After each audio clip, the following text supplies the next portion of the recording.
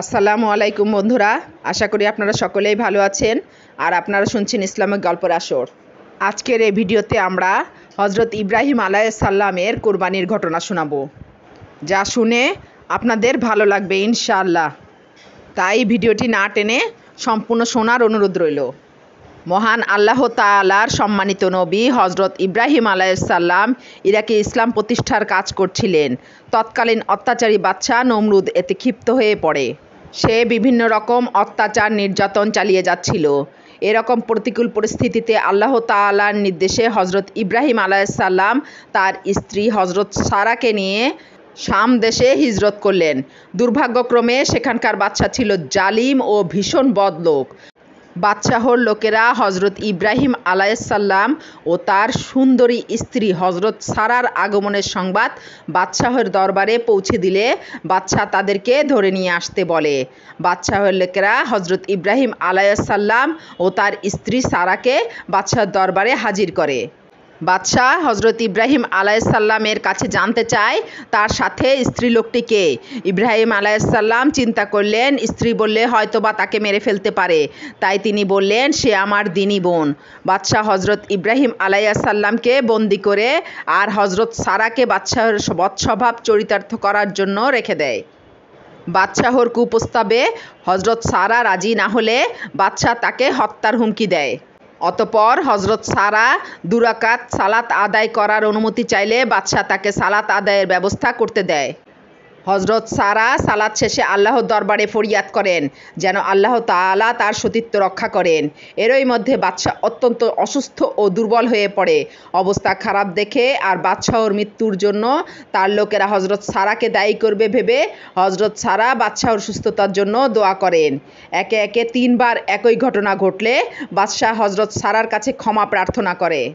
হজরত সারার সতীত্ব দেখে আর এক সতী নারী হজরত হাজেরাকে তার দাসী হিসেবে দিয়ে তাদেরকে বিদায় করে দেয়। হজরত সারা ও হজরত ইব্রাহিম আলাইহিস সালাম মুক্ত হয়ে সে দেশে বসবাস শুরু করেন। হজরত সারা তার দাসী হজরত হাজেরাকে হজরত ইব্রাহিম আলাইহিস সালামের সাথে বিয়ে দেন, কারণ হজরত সারার বয়স তখন 90 বছর আর হজরত ইব্রাহিম আলাইহিস সালামের বয়স তখন 100 বছর। তাদের বিয়ের দীর্ঘ সময় পার হলেও তখনও হজরত সারা মা হতে পারেননি। তিনি ভাবলেন শেষ বয়সে যদি আল্লাহ তাআলা মেহেরবানি করে তার স্বামী হজরত ইব্রাহিম আলাইহিস সালামকে কোনো সন্তান দান করেন, সে প্রার্থনা কবুল হলো। তবে সন্তান জন্ম হলো হজরত হাজেরার গর্ভে। হজরত ইব্রাহিম আলাইহিস সালাম তার নাম রাখলেন ইসমাইল আলাইহিস সালাম, যিনি আল্লাহর রহমতে নিজেও একজন নবী হওয়ার সৌভাগ্য অর্জন করেন। হজরত ইসমাইল আলাইহিস সালামের জন্মের পর হজরত ইব্রাহিম আলাইহিস সালাম তার স্ত্রী হজরত হাজেরা ও একমাত্র ছেলেকে আল্লাহ তাআলার নির্দেশে আরবের মক্কায় কাবা ঘরের নিকটবর্তী সাফা ও মারোয়া পাহাড়ের পাদদেশে নির্জন স্থানে সামান্য খেজুর ও 1 মশক পানিসহ রেখে আসেন। হজরত ইব্রাহিম আলাইহিস সালাম যখন তাদের এ অবস্থায় রেখে স্থান ত্যাগ করছিলেন, তখন হজরত হাজেরা প্রশ্ন করেছিলেন, আপনি আমাদের এই নির্জন স্থানে রেখে চলে যাচ্ছেন? হজরত ইব্রাহিম আলাইহিস সালাম ক্ষীণকণ্ঠে জবাব দিয়েছিলেন, হ্যাঁ। আবারও হজরত হাজেরা প্রশ্ন করলেন, এটা কি আল্লাহ তাআলার নির্দেশ? হজরত ইব্রাহিম আলাইহিস সালাম আবারও জবাব দিয়েছিলেন, হ্যাঁ। হজরত হাজেরা আল্লাহ তাআলার ওপর ভরসা করে তার শিশু সন্তানকে নিয়ে সেখানে অবস্থান করলেন। হজরত হাজেরা ও তার সন্তানের খাদ্য ও পানীয় যখন শেষ হয়ে গেল, তখন তিনি খাদ্য ও পানির সন্ধানে সাফা ও মারোয়া পাহাড়ে দৌড়াদৌড়ি শুরু করলেন। যখন নিরাশ হয়ে ফিরছিলেন, এভাবে 7 বার পানির জন্য ছোটাছুটি করেন। তিনি তখন দেখতে পেলেন তার শিশুপুত্র ইসমাইল আলাইহিস সালাম এর পায়ের গোড়ালি দ্বারা জমিনে আঘাত করলে মাটির নিচ থেকে পানির ফোয়ারা প্রবাহিত হতে লাগলো। সেই ফোয়ারা বা কূপ, যা বর্তমানে জমজম নামে বিশ্ব মুসলিমের কাছে পরিচিত। সুপেয় পানি হিসাবে এই বিখ্যাত কূপের পানি পান করে পরিতৃপ্ত হন মুসলমানরা। এটা কাবাকে কেন্দ্র করে ও হজরত ইসমাইল আলাইহিস সালামের উসিলায় আল্লাহ তাআলার করুণায় সৃষ্টি হয়েছিল। মা হাজেরা তার পানির পাত্র পূর্ণ করে নিলেন আর নিজেও তৃপ্তির সাথে পানি পান করলেন। এতে হজরত হাজেরার ক্ষুধা নিবারণ হলো ও তার শিশু পুত্রের জন্য প্রয়োজনীয় দুধেরও ব্যবস্থা হলো। হজরত হাজেরার সাফা ও মারোয়া পাহাড়ে ক্রমাগত 7 বার দৌড়াদৌড়ি করার কারণে সেই ঘটনাকে কেন্দ্র করে আল্লাহ সুবহানাহু তাআলা হজ ও ওমরা পালনকারীদের জন্য সাফা মারোয়া পাহাড়ে 7 বার দৌড়াদৌড়ি করার বিধান জারি করেছেন।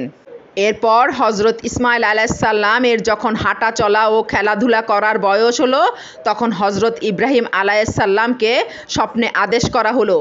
জিলহজ মাসের রাত্রে তিনি সর্বপ্রথম স্বপ্ন দেখলেন। স্বপ্ন দেখার পর ওই দিন সকাল থেকে সন্ধ্যা পর্যন্ত তিনি চিন্তায় বিভোর যে আল্লাহর পক্ষ থেকে দুঃস্বপ্ন না সুস্বপ্ন। অতঃপর নবম রাত্রে তিনি ওই একই স্বপ্ন দেখেন। তখন তিনি বুঝতে পারেন যে আল্লাহর পক্ষ থেকে একটি সত্যিকারের স্বপ্ন। তারপর দশম রাত্রে আবার ওই একই স্বপ্ন দেখেন।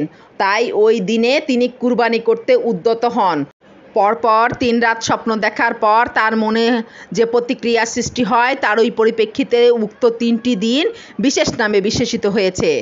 জিলহজের 8ম দিনের নাম ইয়াউমুত তারবিয়াহ অর্থাৎ চিন্তাভাবনার দিন। নবম ইয়াউমুল আরাফাহ অর্থ জানার দিন। দশম ইয়াউমুল নাহর কুরবানির দিন। আল্লাহ তাআলা বলেন, অতঃপর আমি তাকে হজরত ইব্রাহিম আলাইসাল্লামকে একজন ধৈর্যশীল পুত্র সন্তানের সুসংবাদ দান করলাম। সে যখন পিতার সাথে হাঁটা চলার উপযোগী হলো, তিনি ইব্রাহিম আলাইসাল্লাম বললেন, হে আমার পুত্র, আমি স্বপ্নে দেখেছি যে আমি তোমাকে কোরবানি করছি, সুতরাং তোমার মতামত কি? সে হজরত ইসমাইল আলাইসাল্লাম বললেন, হে আমার পিতা, আপনি যে বিষয়ে আদিষ্ট হয়েছেন তা পালন করুন। আপনি আমাকে আল্লাহর মেহেরবানিতে ধৈর্যশীলদের একজন পাবেন। অতঃপর যখন তারা দুজন একমত হলো আর আল্লাহ তাআলার ইচ্ছার সামনে আত্মসমর্পণ করলো এবং ইব্রাহিম আলাইসাল্লাম ইসমাইল আলাইসাল্লামকে জবাই করার জন্যে কাত করে শুইয়ে দিলেন, তখন আমি ইব্রাহিমকে ডাক দিয়ে বললাম, হে ইব্রাহিম, তুমি তোমার স্বপ্নকে সত্য রূপ দিয়েছ। নিশ্চয়ই এটা ছিল ইব্রাহিম ও ইসমাইলের জন্য একটা পরীক্ষা। অতঃপর আমি ইব্রাহিমকে দান করলাম একটি মহা কোরবানির পশু অনাগত মানুষের জন্য। এ কোরবানির বিধান চালু রেখে তার স্মরণ আমি অব্যাহত রেখে দিলাম। শান্তি বর্ষিত হোক ইব্রাহিমের ওপর। আমি এভাবেই সৎপরায়ণ ব্যক্তিদের প্রতিদান দিয়ে থাকি। সূরা আস-সাফফাত 101 থেকে 109। পুত্রকে কোরবানি করানো আল্লাহ তাআলার মূল উদ্দেশ্য ছিল না। উদ্দেশ্য ছিল মূলত পিতা পুত্রের পরীক্ষা নেওয়া। এই স্বপ্ন দেখার পর ইব্রাহিম আলাইসাল্লাম পুত্রকে কোরবানি করার জন্য তার স্ত্রী বিবি হাজেরাকে বললেন, ছেলেটাকে ভালো পোশাক পরিয়ে প্রস্তুত করে দাও, তাকে একটি কাজে নিয়ে যাব। এদিকে শয়তান বিবি হাজেরাকে ধোঁকা দিতে শুরু করে এবং ছেলে ইসমাইল আলাইসাল্লামকেও ধোঁকা দিতে শুরু করে। ঐতিহাসিকদের বর্ণনা মতে শয়তান 3 বার হজরত ইব্রাহিম আলাইসাল্লামকে বিভ্রান্ত করার প্রচেষ্টা চালিয়েছিল, কিন্তু প্রতিবারে তিনি 7টি কঙ্কর মেরে শয়তানকে বিতাড়িত করেন। তার স্মৃতি আজও প্রতি বছর হজের সময় পালন করা হয়। হজরত ইব্রাহিম আলাইসাল্লাম তার ছেলেকে বললেন, হে বৎস, আমি স্বপ্ন দেখেছি যে আমি যেন তোমাকে জবেহ করি, সুতরাং তোমার অভিমত কি? সে বলল, হে আমার পিতা, আপনাকে যা আদেশ করা হয়েছে আপনি তাই করুন। অবশ্যই আমাকে ধৈর্যশীলদের অন্তর্ভুক্ত পাবেন। সূরা আস-সাফফাত 102 আয়াত। এভাবে পিতা পুত্রের সওয়াল জবাবের পর ছেলে যখন রাজি হয়ে গেল, তখন মহান আল্লাহর সামনে নিজ কলিজার টুকরাকে ছিঁড়ে রেখে দিলেন। পিতা এবং পুত্র উভয় যখন একমত হলেন, তখন পিতা হজরত ইব্রাহিম আলাইসাল্লাম পুত্রকে কাত করে শুয়ালেন। তখন পুত্র পিতাকে বললেন যে আপনি আমাকে চোখ দেখা অবস্থায় জবেহ করতে পারবেন না, কারণ আপনার হয়তো ছেলের মায়া উতলে উঠতে পারে, ফলে আপনার ছুরি নাও চলতে পারে। আমি হয়তো অধৈর্য হয়ে ছটফট করব, আপনার কাজে ব্যাঘাত ঘটবে। তাই আমাকে আপনি শক্ত করে বেঁধে দেন এবং আমাকে উপুর করে শুইয়ে দেন। এবার ছেলেটির গলায় ছুরি চালাবার পালা। আল্লাহর হুকুমের কাছে আত্মসমর্পণের মূর্ত প্রতীক ইব্রাহিমের হাতে যখন ছেলেটির ঘাড়ে ছুরি চালিয়ে দিল, বিশ্বজাহান তখন কেঁপে উঠল। সে কি এক অভিনব দৃশ্য! পৃথিবীর ইতিহাসে এ পর্যন্ত এমন কোনো ঘটনা ঘটেনি যে পিতার হাতে পুত্রকে কুরবানি। ভবিষ্যৎ আর এমন ঘটনা ঘটবে কিনা কে বলতে পারে। ঐতিহাসিক মিনা প্রান্তরে এ ঘটনা ঘটে। ইমাম সুদ্দি রহমতুল্লাহ আলাইহে বলেন, একদিকে আল্লাহ হজরত ইব্রাহিম আলাইসাল্লামকে হুকুম দিয়েছেন নিজ হাতে তুমি তোমার প্রিয় পুত্র নিজ ছেলেকে কুরবানি করো বা জবেহ করো, আর অন্যদিকে তিনি ছুরিকে নির্দেশ দিয়েছেন তুমি মোটেই কেটো না। ফলে ছুরি ও তার ঘাড়ের মাঝখানে আল্লাহর কুদরতে একটি পিতলের পাত সৃষ্টি করে। সেজন্য ইব্রাহিম আলাইসাল্লাম বারবার ছুরি চালালেও কোনো কাজ হচ্ছিল না।